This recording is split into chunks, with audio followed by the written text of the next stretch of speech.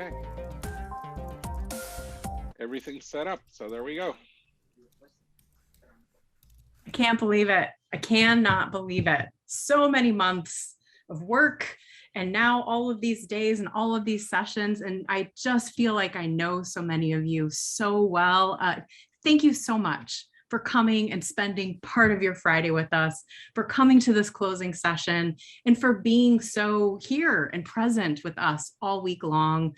We so value you, and we're just really thrilled at how everything has gone and that all of you are here to have this final conversation with us. Plus there's a happy hour, so don't forget about that. I am Liese Zahabi. You all know me. You got to watch me bop all week. Thank you for joining us. We are recording this session as well, so we will be posting this as part of the proceedings. So just know, again, if you don't want to be part of that, you can turn your video off and not be. And then we also have the live transcript function available if you need it, so please do use that. This final session is really going to be very sort of open-ended and casual. Myself and Alberto and Meena Khalili all have something that we want to just kind of say. We've also invited Bennie Johnson to come join us for this listening session, and then we want to hear from you. What's next? Now what, right? We've shifted, now what? So keep that in mind, but I want to just say a few things to get us kind of started. I want to start with a few announcements. So the proceedings from Shift last year, we did a whole peer review, and I've been working hard helping to edit those pieces. That should be published hopefully sometime this fall. That's going to be part of our dialogue series. So please do look for that to come. And we have some amazing content that's going to be a part of those proceedings. A lot of really amazing educators have authored pieces that will be there. We're also going to be doing a call for proceedings from Shift Dead. So please do look for that coming in the future. And we are accepting all sorts of different kinds of pieces of content from and about this conference and this last year and a half. So you can do things that are visual, you can write essays, you can do research papers. Those will all be peer reviewed as well and also published as part of dialogue. So please look for those details. I also wanted to let you all know that the 5th issue of Dialectic is still set to be published this fall. Yes, Bennie, thank you so much, Bennie, for all of your support. It's amazing. So that is coming soon. So keep your eyes open for that. And we will, of course, announce it when it's officially published. But also, Michael Gibson and the rest of his team at Dialectic have announced the next call for submissions, because it's not only one more issue, there's going to be more. So we will be formally announcing that. And I think Michael might have already dropped some of that announcement, but they're going to be doing a call for the 6th issue of Dialectic. They're kind of taking submissions from everyone in all of their different categories, but please also know they're seeking specifically pieces that are written about misinformation and disinformation, or projects that have to do that with that. So we'll be publishing that formal call soon, so keep your eyes open for that as well. All right, so given that, I've prepared a statement. So I'm going to read it now, and then I will pass things off to Meena. So, it takes a village is a phrase that I have heard often. People say it takes a village to raise a child, to raise a barn, to harvest a crop. But what does this really mean? That we are social creatures, that some things are difficult and we should rely on others to help us, that we can often accomplish more together than we can alone? Or does it imply that each human brings their own unique and particular strengths and weaknesses and perspectives with them? And when we mix the beautiful diversity of that together to work on a task or solve a problem or create something, it is more substantial, more befitting, more complete. It took a village to create Shift Ed. All the amazing humans that I mentioned and thanked on Monday, the committee, our panelists, our volunteers, but also all of you who have attended and participated in our sessions, or joined in our discussions on Slack or social media channels, or told someone else to just check out our YouTube. This would simply not have been possible without all of you coming together in various unique and particular ways and sharing parts of yourself. Yes, Alberto and I certainly did a great deal of work, but it took a village to create Shift Ed. I've learned so many things this week, that we all need to give ourselves grace, that we can do hard things, that design educators and their students are amazing, and that we still have a lot of work to do. But the biggest thing that I learned is that I do not have all the answers. And I'm sorry to say, my friends, neither do any one of you. However, we each have some answers and many new questions and provocations to generate more. And if we bring them all together at events like this, we can start to piece them into a greater understanding, into something more substantial, more befitting, more complete. One of my favorite authors is Kurt Vonnegut, and there are many wonderful quotes attributed to him. One that endures for me has to do with a teacher that greatly influenced him.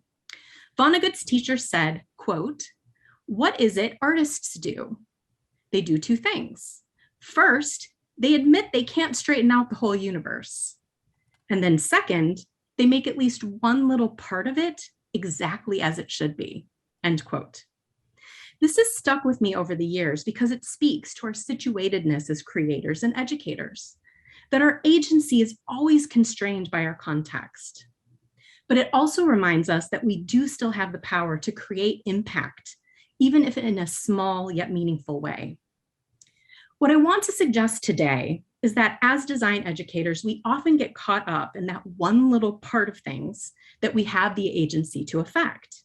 That next project, our next class, the next committee assignment. We spend a lot of time hunched over, looking down, hyper-focused, eyes on our own work. My dream, my hope, my challenge to all of us is to keep the village-style energy generated here at Shift Ed going, to lift our gaze from our own work once in a while and to look at each other. We need the micro and the macro. So I want to leave you with one of my very favorite poems called For Poets by Al Young. And I found this as an angsty teenager and budding poet many years ago. And I actually made it into a poster for my bedroom wall using clippings from magazines, one of my first sort of design pieces. So here's how the poem reads. Stay beautiful, but don't stay down underground too long. Don't turn into a mole or a worm or a root or a stone. Come on out into the sunlight. Breathe in trees, knock out mountains, commune with snakes, and be the very hero of birds. Don't forget to poke your head up and blink, think, walk all around, swim upstream. Don't forget to fly. You, all of you, make me better. You, all of you, make me want to be better, to do more, to keep searching, doing the work. Not because of competition or comparison or emulation, but because I see you. I'm bearing witness to your humanity and your contributions. And you make me believe that everything is possible. Thank you. Thank you, Liese. Thank you, Liese. Thank you for sharing that. Getting a lot of love here. Listen, I cannot follow that. I'm not going to follow it. It's your fault. You made me go first. I know. I know. That was really wonderful. Thank you so much, Liese. All right. Well, first off, shout out to all the DEC steering committee members that are in this room right now. So much joy to see you all. Thank you so much for coming, but also thank you to everybody for being here. In fact, let me greet you the same way that I was able to greet all of the presenters that I was able to meet this past week in saying hello. We are thrilled to have you here with us. Thank you for sharing your time. Thank you for sharing your insights with us here today. So for any of you who don't know me, who haven't seen me around here a lot, my name is Meena Khalili, and I am the co-chair of the AIGA Design Educators Community Steering Committee.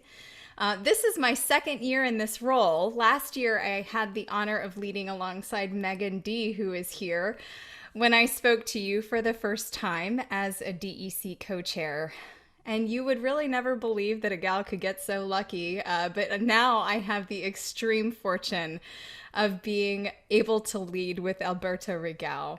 Alberto, as most of you know, is Liese Zahabi's Shift co-conspirator and mutual mastermind. He is also the person who dreamed up this idea of Shift. This year, Liese got us started with an incredible introduction when she declared education is empowerment. That we together as design educators light the path for those who come after us, and that they will do the same for those who come after them. And many of us may have had the fortune of already experiencing this in our careers. Liese also painted the image of us collectively working together to set the night sky on fire with our brilliance. And in so many ways, that's the purpose of the DEC. This community was established to support the unique activities and responsibilities of the design educator. Every design educator, K through 12, non-traditional, undergraduate, postgraduate, in a wide variety of institutional settings, we seek to promote and foster dialogue to facilitate communication among every kind of educator working in this space, and establish opportunities for recognition and research. We try to differentiate between design's various subdisciplines and project the future of design education as we communicate the immense value of design education to the larger profession. And we are being heard. I think I missed maybe 3 of this week's sessions. I'm sorry about that. I tried to be like Gary Meecher and have perfect attendance, and I apologize I couldn't do it. Life has its way of, doing its thing. But all of the sessions that I attended left me inspired, and frankly, some of them had me a bit shook. In fact, there were some key phrases that I will take away from this week and use indefinitely. The People's Design Archive session discussed being a citizen scholar for any of us who were in that session, not simply passive consumers of design history, but active citizen researchers, contributors, and scholars. The climate designers have empowered me to address Earth as a stakeholder, that if it cannot speak for itself, we must be the ones to do it. And Arshana Shakera articulated an action I've long performed, saying, if there's no chair for you at the table, bring your own. I could go on because, as with any conference worth our time, there are many moments like this in this past week. But none of this ends here today. We will publish proceedings from Shift 2020. There will be a call for proceedings from this Shift Ed to come. We have been listening to you all week and have a number of virtual events that are already lined up for this fall based on conversations that have happened during this week's sessions. We will continue to update the many resources that we have available on educators.aiga.org, including resources for curriculum and program development, tenure promotion, teaching standards, school accreditation.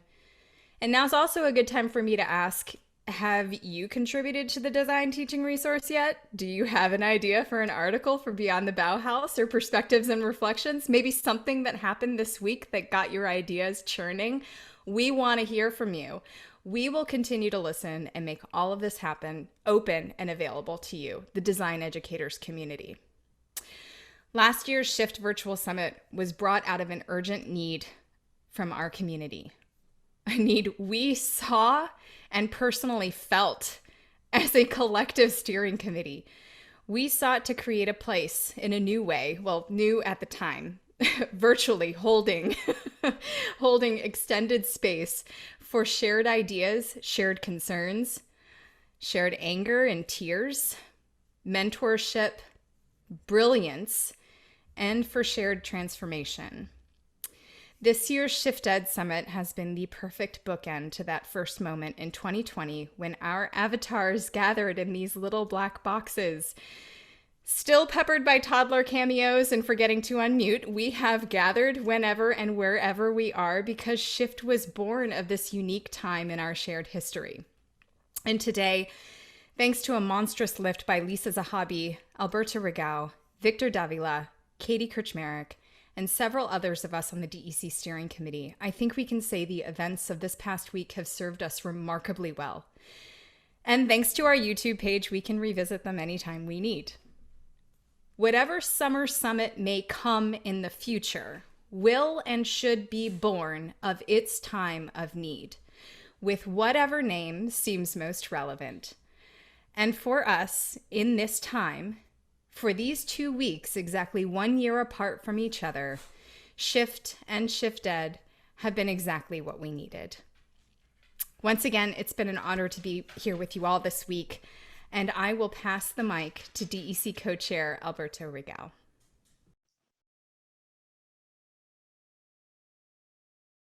There's no way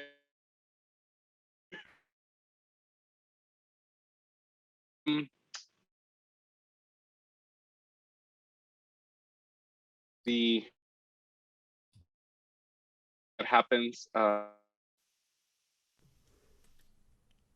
Can't hear.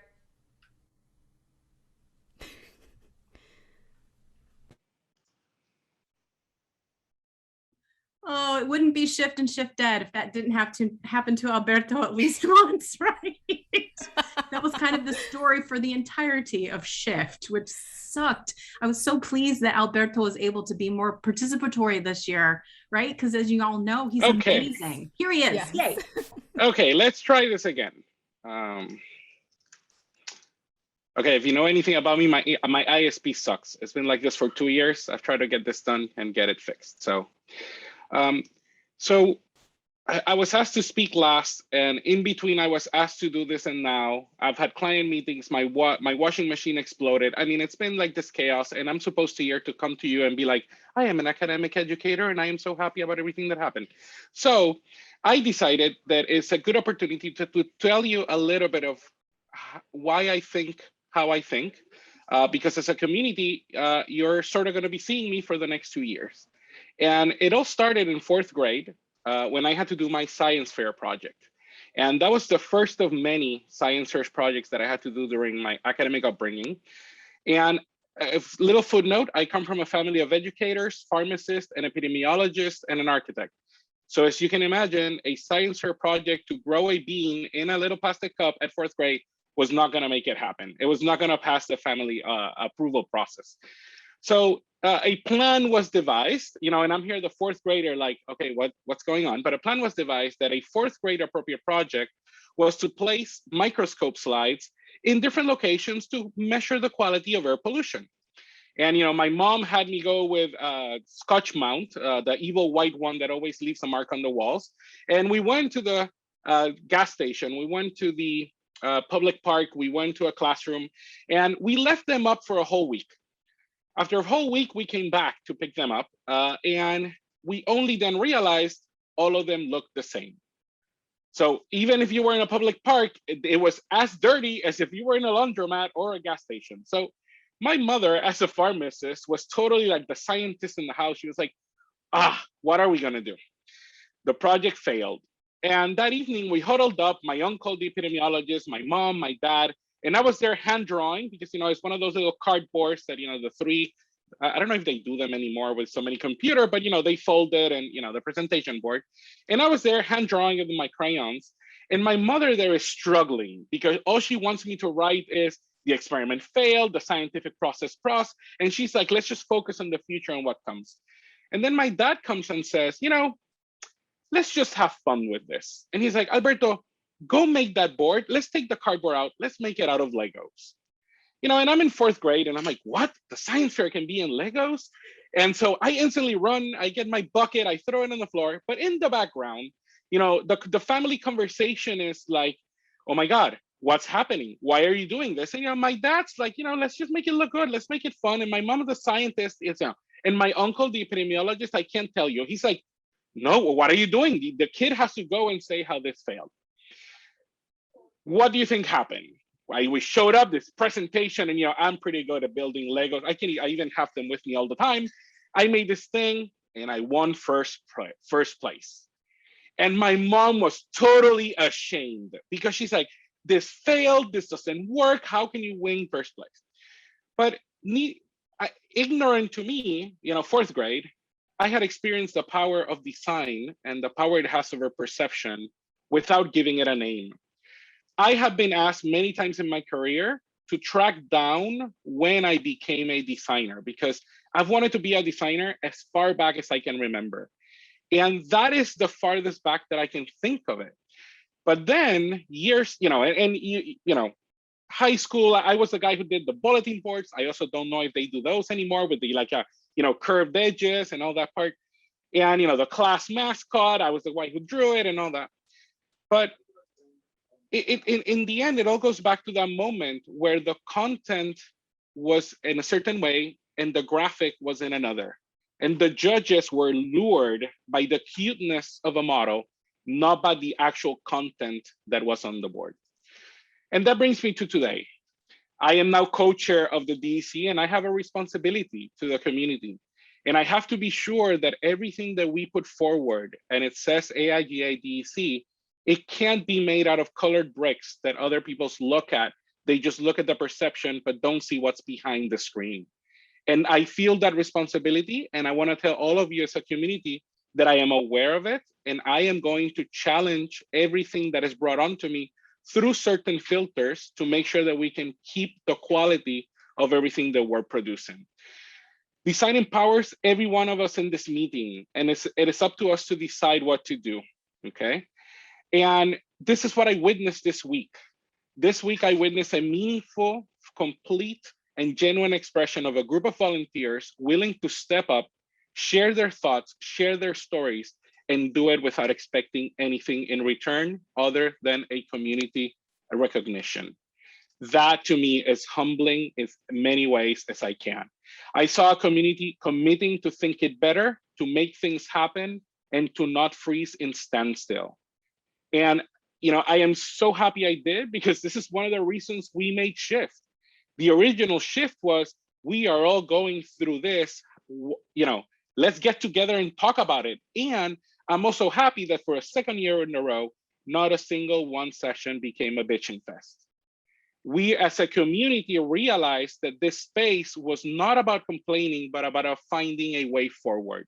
And that just brings me to life. And I can't thank all of you enough, from presenters, moderators, volunteers, AIGA National who supported us, and all of us that have something to do.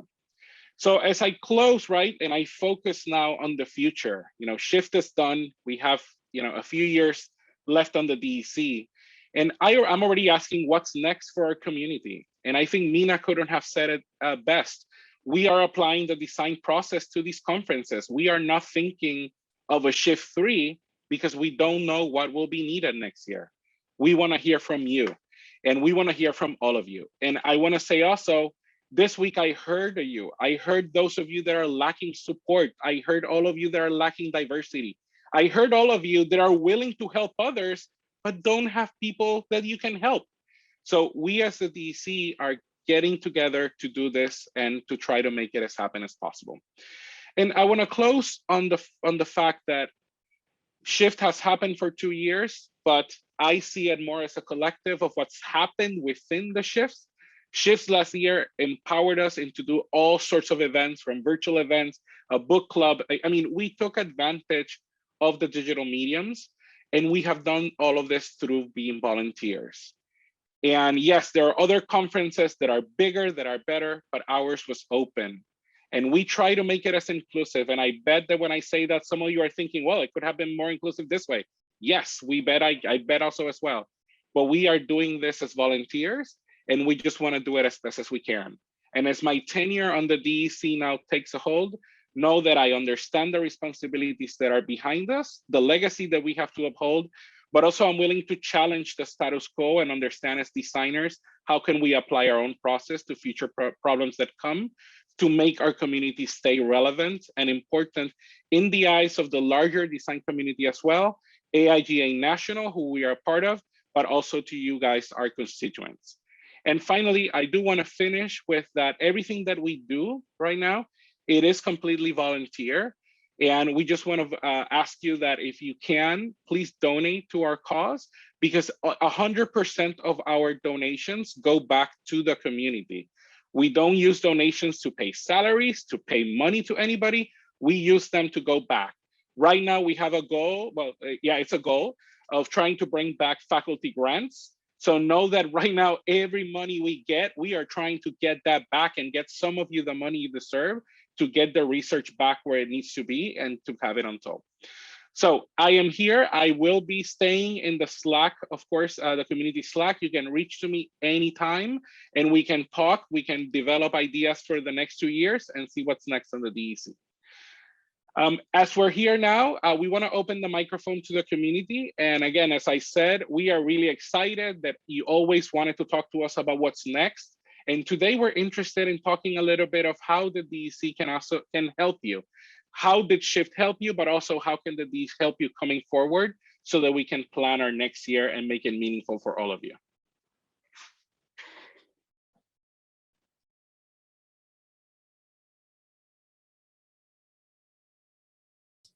I would just say that this Slack structure, as much as I'm still getting used to Slack, I think that's become an amazing resource for all of us. And we can pass it on to our colleagues who are not on this conference. I may not be aware or may not just be conference kind of people. That network, I think, is powerful. I think if it stays there and how it's growing, I think it by itself is a tremendous tool. And thank you so much for setting that up starting last year. It was amazing.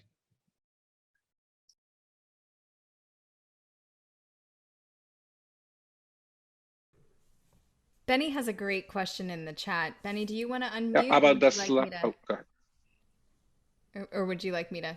We can Okay, do either way. go for I it. definitely want to thank everyone. We said I was going to be quiet at the beginning for this one, but my question is simple, but I think really powerful for us. Just we want to know, how can we as AIGA and DEC better serve the community for the future?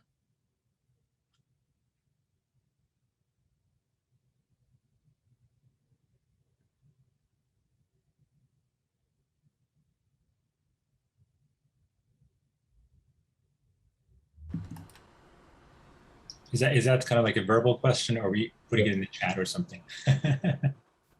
I think it can go speak, either way. speak. Please unmute yourself and speak. All right, so I'll just say this and I'll shut up, I'm talking too much. Just being somebody who was an AIGA before, I was part of some of the initial even AIGA student chapters in California when I was working there.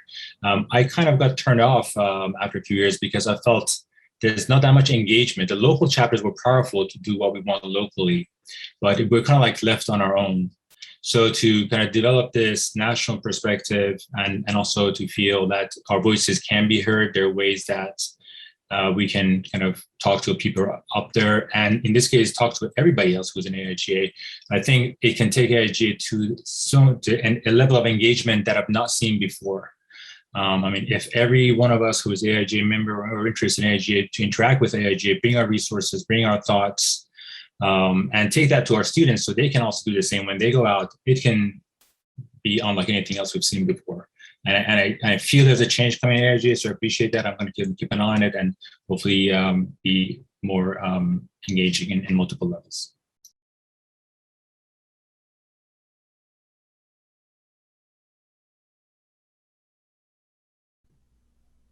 Thank you, Puya.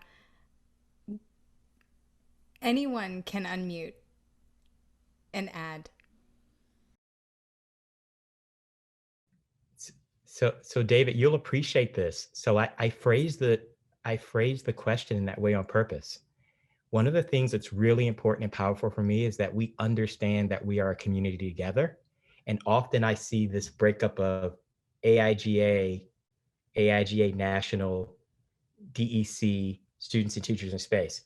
I'm looking, and part of the things in my time being here the last 18 months has been to bridge and interweave that together. So we're powerful as one space. I look at how that works together so that we're doing things that support, empower, and amplify through that line. So that's why it was written, and that's why I phrased it that way. I want us to be able to see the work that we're doing at AIGA and the DEC, its work is integrated together.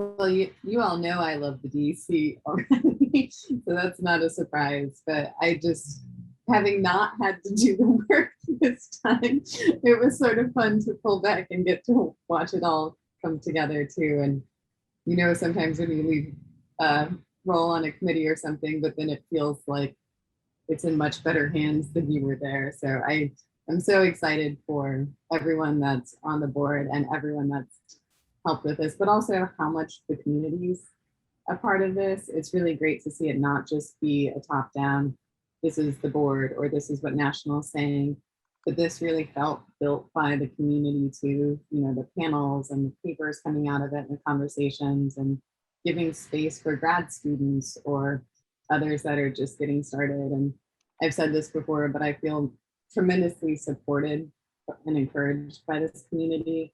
And sometimes you don't get that in your local communities as well. So thank you all. Thank you for that, Megan. Also, I miss you. Anne, you have your hand raised. I can actually show up too. Hi, everyone. I'm Megan. Sorry I missed your session yesterday, so I'm looking forward to the recording. But I just wanted to thank the DEC and AIGA as a whole, Bennie, you as well, for really making this free and accessible. And I feel a lot of weight now. I have a lot of colleagues that should be here that weren't here. So I'm feeling like I need to do a little bit more work to encourage them to understand the hurdles are pretty low. So getting them to come and view the videos that are available and join the Slack channel. But I'm really hoping as we move forward that the access remains open for people to come from all over the world, for people that can't physically get there, for grad students who see themselves in education possibly in the future to still be able to attend. So I just want to commend you all on how accessible you've made this. And I guess I'm feeling a little bit weighed as someone who will donate in a sec and who wants to make sure that we all see it as our job to make sure that other people feel invited. I know you've done that work, but I'm thinking, why aren't all my junior colleagues here? And I think it's on me. So I guess I'm hoping that we can continue to find ways for people not to feel that money piece or the distance piece is a hurdle. Because I know for a long time, I've been, they were honoring, how many years have you been an AIGA member? But as a professional designer and then an educator later in life, I dropped in and out of AIGA so many times because of the money hurdle. And so my tenure as an AIGA member is probably, 5 years or something, but I've been a member for so many years. It's just hard to be consistent. So I think that what you've all done about giving people an access point for free is really wonderful. Thank you.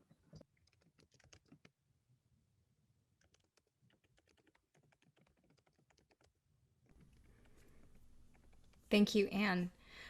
One of the questions, just to sort of follow up, and Anne sort of touched on some of this, is what is it that we are doing well, right? But what is it also that, maybe dovetails that we could do better as the DEC?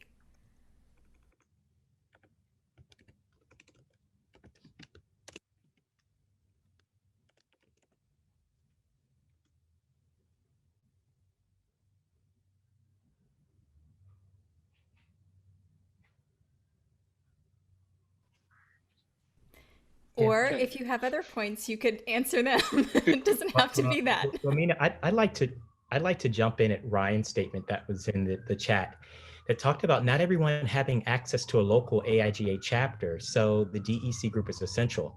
And I'd like to take that one step further, that what we've seen in the last 2 years in particular is that local proximity is not the only way in which we connect. Right. And that's a real truism that we've all known, but I'm saying it aloud for us as a group, that local proximity is not the only way that we connect.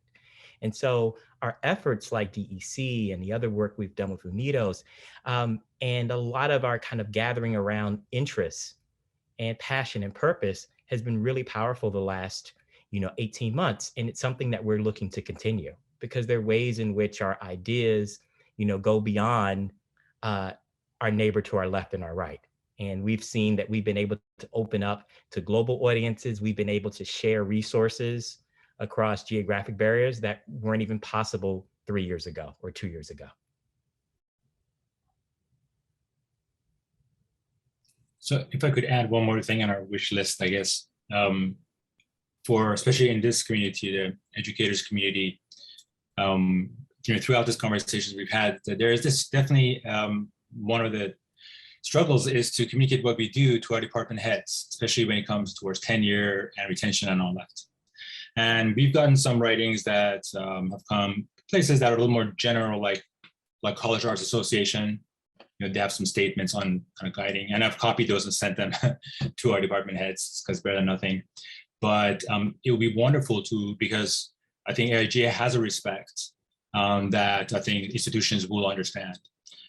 So if there are statements or if there's like ongoing developments on how we can best or even better communicate what we do as researchers, as mentors we were talking about, and have these understood as real design and professional activities, and take that statement to our department heads, to our universities for funding, for acceptance in tenures and promotions. I think that content can be a very powerful and very useful to all of us here. So if there's any way to move towards that, I would definitely appreciate that.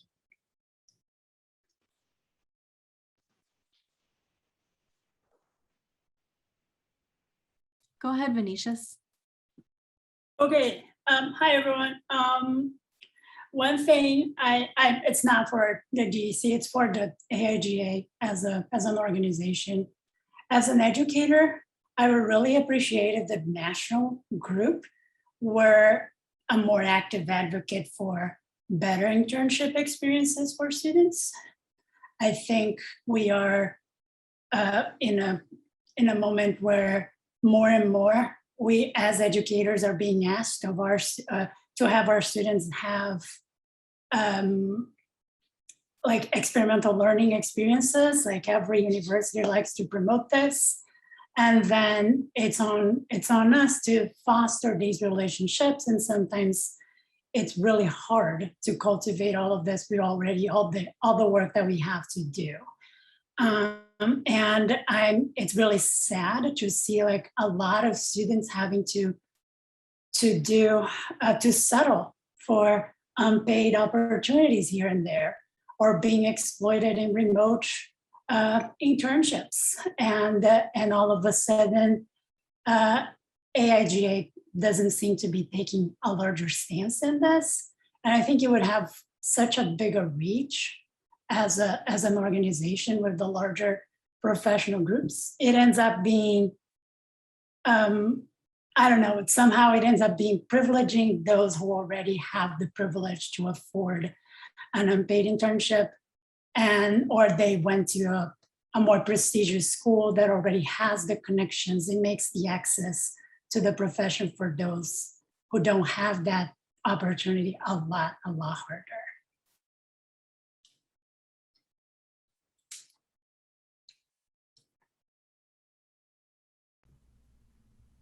That was an excellent point. Thank you so much, Vinicius.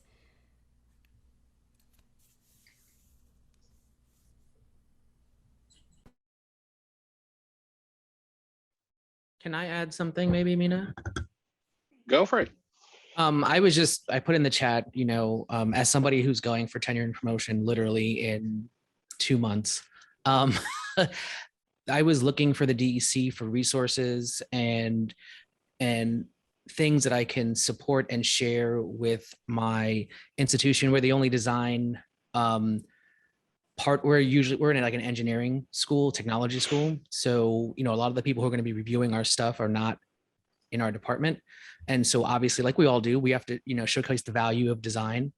But when I look on the blog, some of the P&T stuff is 10 years old, not that some of it is not still relevant, but in 10 years, the internet wasn't what it is now. Like there's so many things that have been shifted that I would like to see, like amendums and things like that, to be able to, continually see also, especially with the panel about professional practice and what that is now versus what it was 10 years ago, and how that is something that we can use or should be at least acknowledged, or at least benefit educators on how to speak that language to people who don't understand what we do. And I think we do a really good job as client stuff and with our, co-collaborators, as Dory said, instead of calling, our students. But I think, learning how to speak the language of the institution so that we can help advocate for ourselves, I think is a difficult thing. And when I was searching, it wasn't something that I saw was ready available or up to date.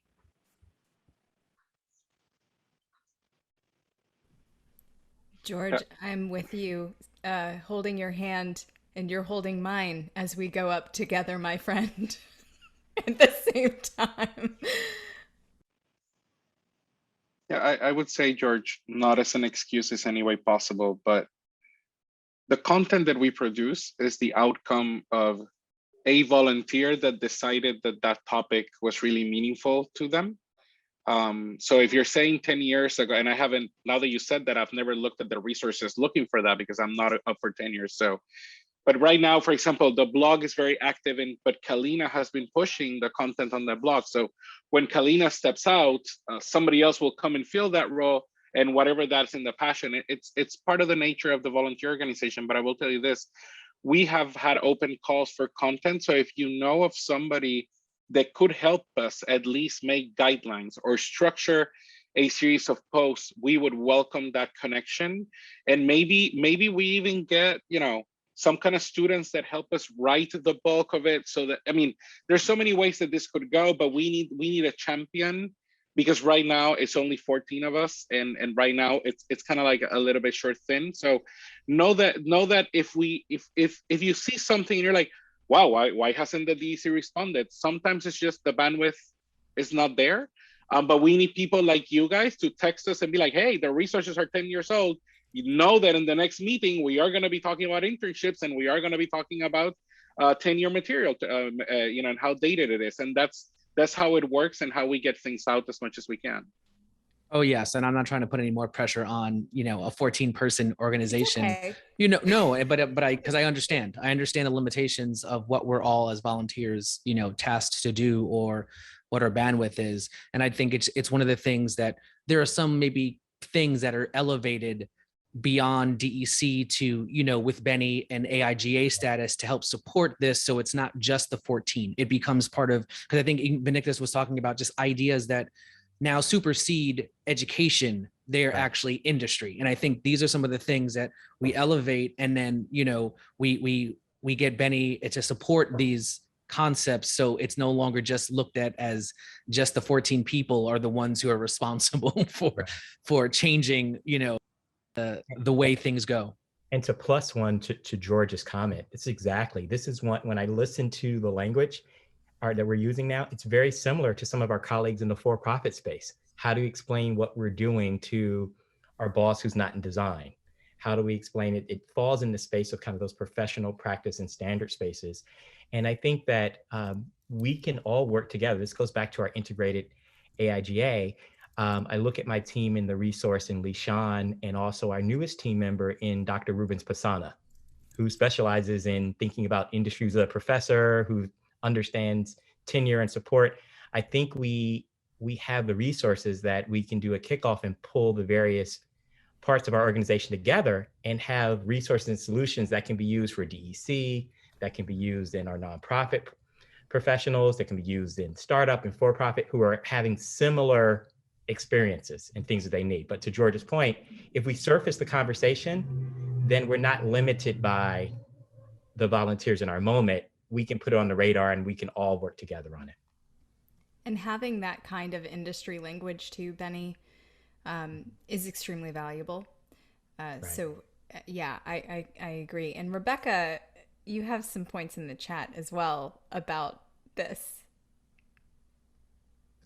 Yeah, well, when Megan was still co-chair, we had many discussions about this and had started things, and then the pandemic happened. So things literally shifted priorities. So there are documents in the works, but that has been on the to-do list to revisit those and refresh that section of the website. But yeah, as someone that's now on the external review side of things, would definitely, see a need and resources that would be helpful from this side of the tenure process too. So yeah, any, as you're building materials and, searching for resources, it would be helpful to know, well, what would you be looking for? That would be outside of your institution, since all of our institutions are so have such a set structure. It's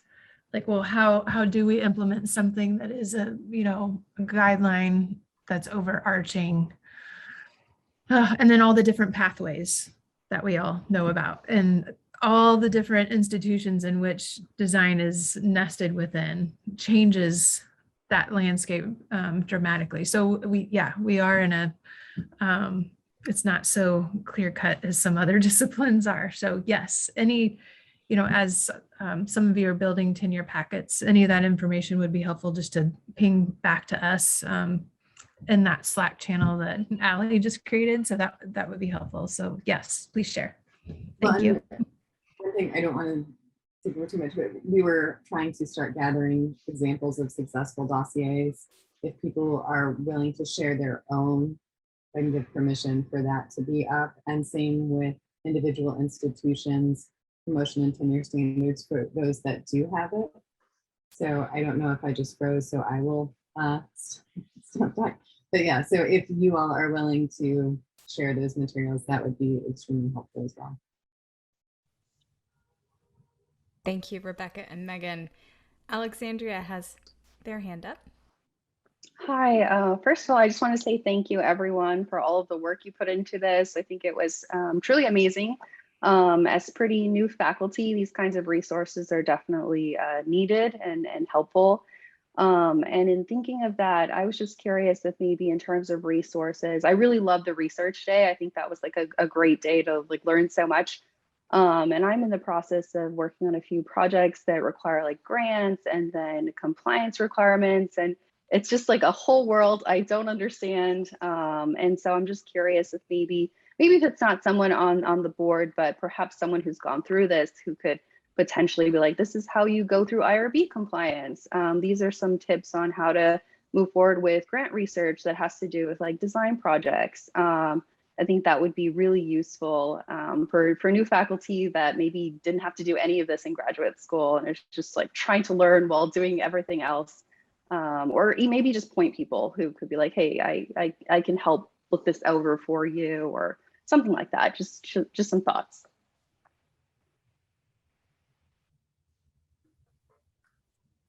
Okay, thank you, Alexandria. We will definitely add that into our discussions and resources conversations. And I'm going to take down are you in the conference Slack? Yes. Okay, I'll reach out. I'll talk to the steering committee in our next call, and we'll pair you with somebody who can at least guide you maybe with the right person. Thank you. I super appreciate that. Thank you so much.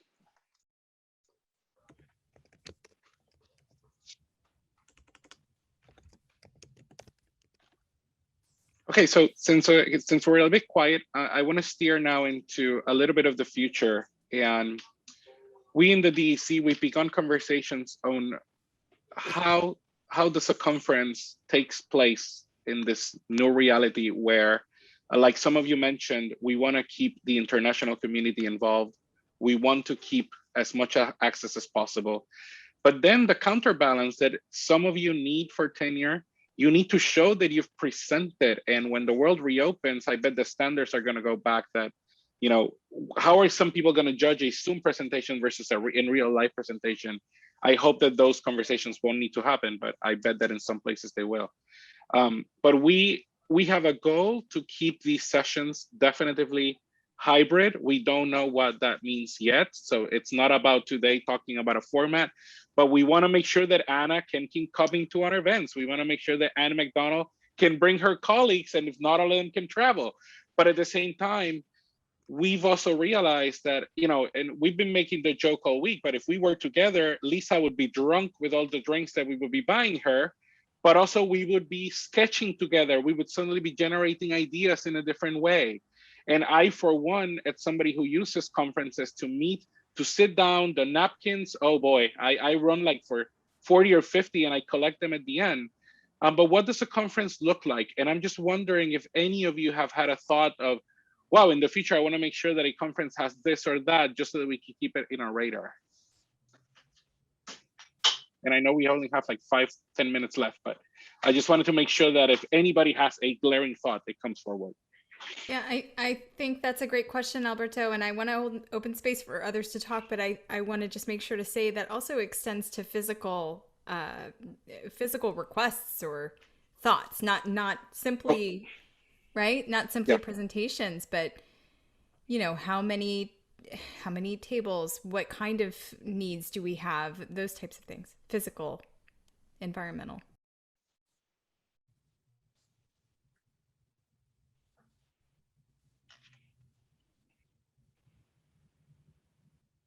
I may have future casted too far right now.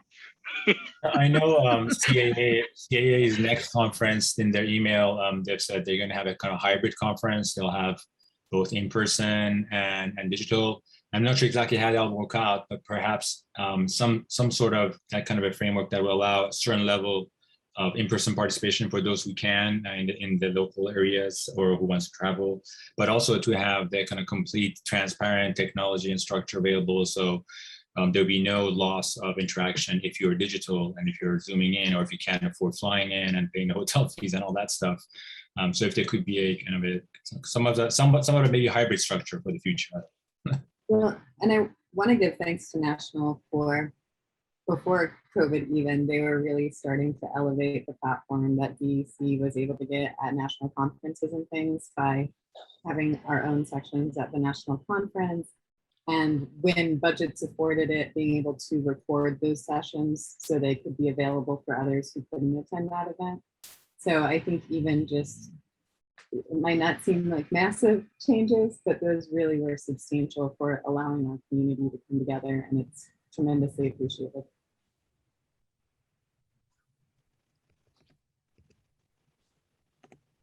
I think this platform has worked very well. I wonder what it would be like if we were to do all this in person, if the sincerity, openness, and welcoming inclusion would be the same when we are in person in the same room.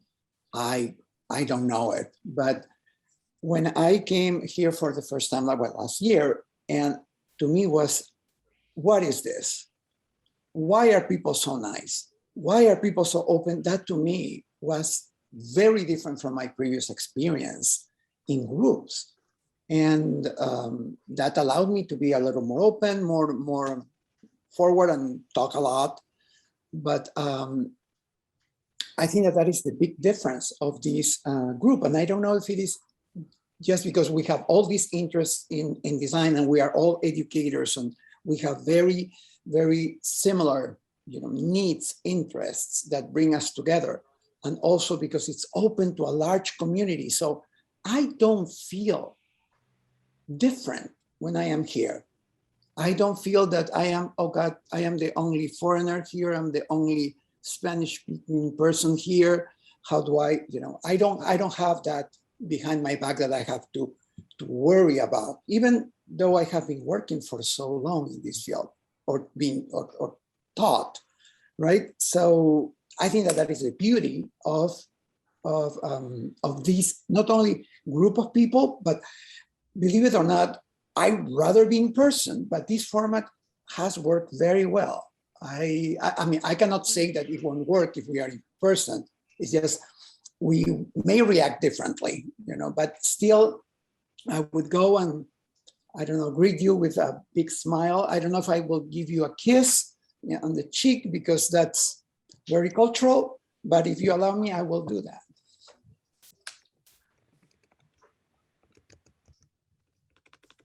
I will give you a big hug the next time I see you, Elio. I promise. I'm all about it. I'm a hugger, so watch out, everybody. The moment we're allowed. Alberto, to answer one of your questions, I think one of the things I really appreciate about the virtual format that I'm really interested in how it can be achieved in a physical format is the chat. Like so many people don't feel comfortable getting on camera or speaking out or vocalizing, but I get to interact with so many more people in the chat and have a great time reading some of the resources that are provided and like spontaneous sort of creation, like you were talking about with the napkins and all that. And I would love for that kind of interactivity at the physical conference. That there's a sort of second layer, an augmented reality, if you will, where this conversation is continuing. And whether that's in the Slack and we use that in an interesting way, or if that's something else that is sort of visible while we're there as well. I don't know how it works, but I'm in the chat the entire time. Like I love looking at all of you, but I'm really paying attention over here too. So if we can figure that out, that'd be awesome. Okay.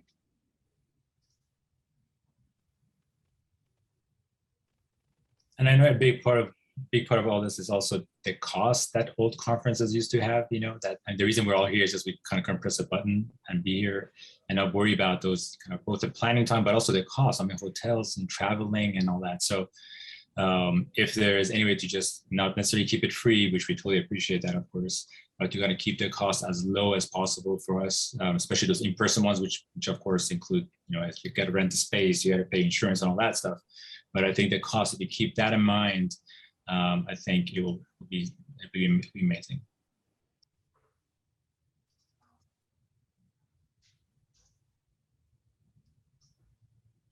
Okay. Well, it's 4:01, Liese. Are you going to bring us home? Sorry, I was typing. Yes, I can. So 4:01. And Alberto, is the happy hour in a different link? It is, sadly, Okay. because whatever. Okay. I didn't think about it earlier, Yeah, but yes. Totally fine. I think it's totally fine. So this was incredible. Thank you, all of you, for coming to this and for speaking up and for sharing your amazing ideas. We are listening.